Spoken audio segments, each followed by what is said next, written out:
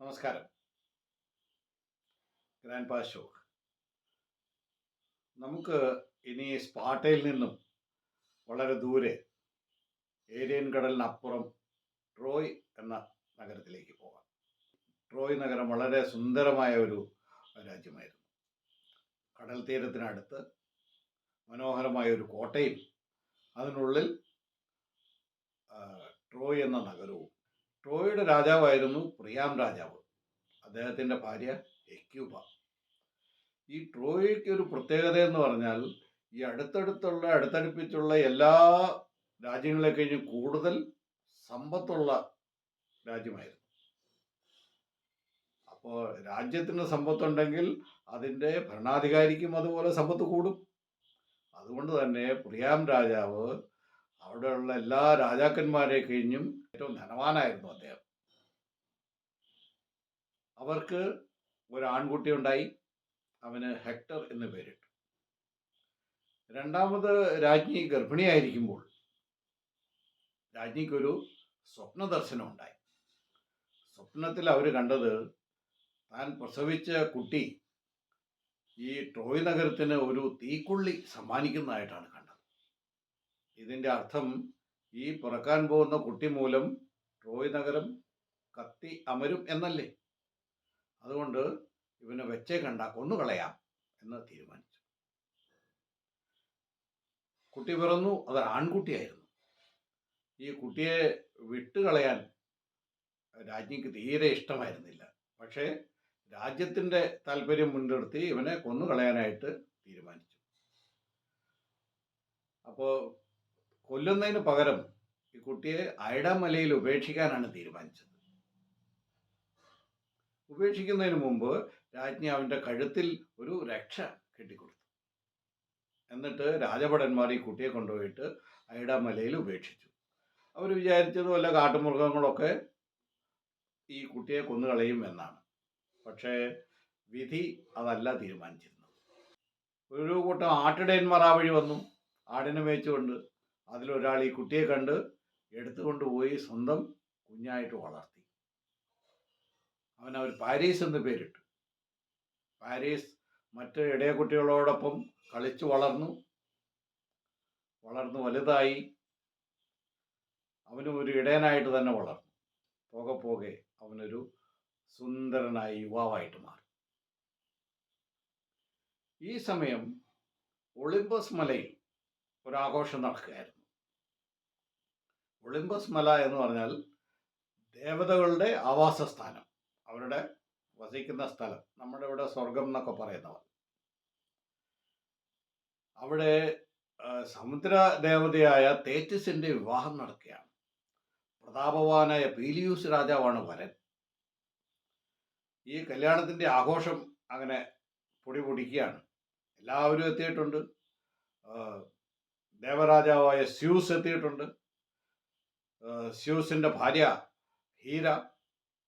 അപ്പോൾ ഹീര മുൻപന്തിയിൽ ആദ്യത്തെ ടേബിളിൽ തന്നെ ഇരിക്കുന്നുണ്ട്. ഹീരയോടൊപ്പം അധീനി ദേവി ഇരിക്കുന്നുണ്ട്. അറിവിൻ്റെയും ബുദ്ധിയുടെയും ഒക്കെ ദേവതയായ അധീനി ദേവി സ്യൂസിൻ്റെ മകൾ കൂടിയാണ്. അവരോടൊപ്പം ഇരിക്കുന്നു അഫ്രോഡിറ്റി, സൗന്ദര്യ ദേവതയായ അഫ്രോഡിറ്റി. ഇവർ മൂന്നുപേരും ഒരുപോലെ സുന്ദരിമാരാണ്. അവരാണ് ഏറ്റവും ഫ്രണ്ടിൽ ടേബിളിൽ ഇരിക്കുന്നത്. വിവാഹ ആഘോഷങ്ങൾ അങ്ങനെ പൊടിപൊടിക്കുകയാണ്. പക്ഷേ എല്ലാ സ്ഥലത്തും ഈ ചില കൃമികളുണ്ടാവുമല്ലോ, എല്ലാം കലക്കണം എന്നുള്ള ചിന്തയായിട്ട് നടക്കുന്നത്. അങ്ങനെ ഒരാൾ അവിടെ ഉണ്ടായിരുന്നു. അതായിരുന്നു നീറ്റിസ് എന്ന് പറയുന്ന ദേവി. യുദ്ധദേവതയായിരുന്നു അവർ. അവർക്ക് ഈ സമാധാനം അങ്ങനെ ഇഷ്ടപ്പെടില്ല. അവരെന്ത് ചെയ്തു, ഒരു സ്വർണ്ണ ആപ്പിൾ എടുത്ത് അതിൽ ഏറ്റവും സുന്ദരിയായ സ്ത്രീക്ക് എന്ന് എഴുതി നേരെ അത് ഈ മൂന്ന് ദേവിമാരും ഇരിക്കുന്ന ടേബിളിൽ വെച്ചിട്ട് അവർ പോയി. ഈ മൂന്ന് ദേവിമാരും നോക്കുമ്പോൾ അതിലിരിക്കുന്നു ഏറ്റവും സുന്ദരിയായ സ്ത്രീക്ക്. മൂന്ന് പേരും ഒരുപോലെ കൈനീട്ടി. അവർ ഓരോരുത്തരുടെയും വിചാരം അവരാണ് ഏറ്റവും സുന്ദരി എന്നാണ്. പിന്നെ മൂന്ന് പേരും കൈ നീട്ടി കഴിഞ്ഞപ്പോൾ പിന്നെ അതിന് തർക്കമായി. നീ എങ്ങനെ എടുക്കുന്നത്? ഞാനല്ലേ സുന്ദരി.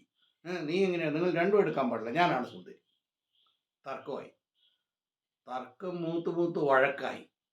കയ്യാങ്കളിയിലേക്ക് എത്തും എന്നുള്ള സ്ഥിതിയായി. ഈ വിവാഹം പോലും അലമ്പിപ്പോകുമോ എന്നുള്ള സന്ദർഭം എത്തിക്കഴിഞ്ഞപ്പോൾ സ്യൂസ് ദേവൻ ഇടപെട്ടു. സ്യൂസ് പറഞ്ഞു, സ്റ്റോപ്പ് ദിസ്, നിർത്തൂ, എന്താ ഈ കാണിക്കുന്നത്? നിങ്ങളൊരു കാര്യം ചെയ്യുക, ഈ പഴം എടുത്തോളൂ, ഈ ആപ്പിൾ എടുത്തുകൊണ്ട് പോയിട്ട് നേരെ ഐഡ മലയിലേക്ക് പോകും. അവിടെ പാരീസ് എന്ന ഒരു സുന്ദരനായ യുവാവുണ്ട്. അവൻ്റെ അടുത്ത് ചെല്ലും. അവൻ തീരുമാനിക്കും നിങ്ങളിൽ ആരാണ് ഏറ്റവും സുന്ദരിയെന്ന്.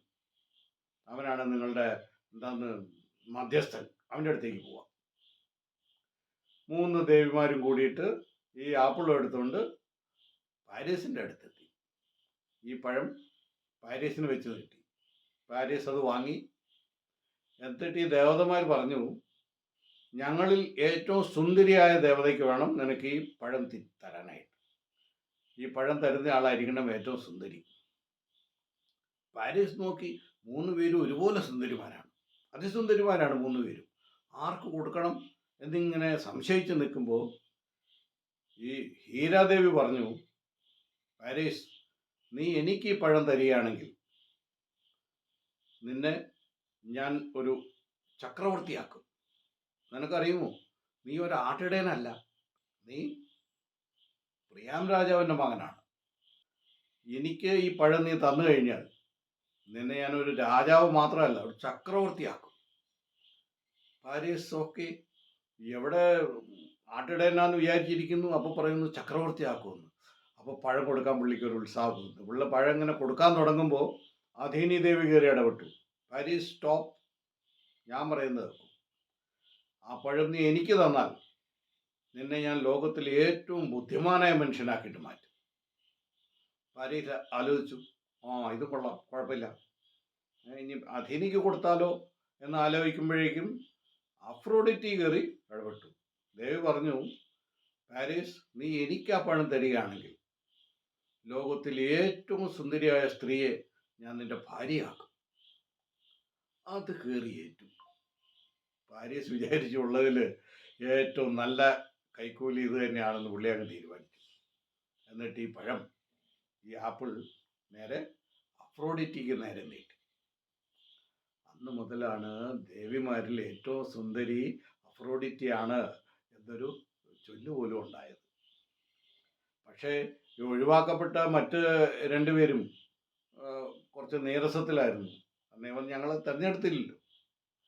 എന്തായാലും ദേവിമാർ അവരുടെ വഴിക്ക് തിരിച്ചുപോയി. പാരീസ് പുതിയ അറിവോടുകൂടി, അതായത് താനൊരു രാജകുമാരനാണ് എന്നുള്ള അറിവോടുകൂടി പാരീസ് തൻ്റെ വീട്ടിലേക്കും മടങ്ങിപ്പോയി.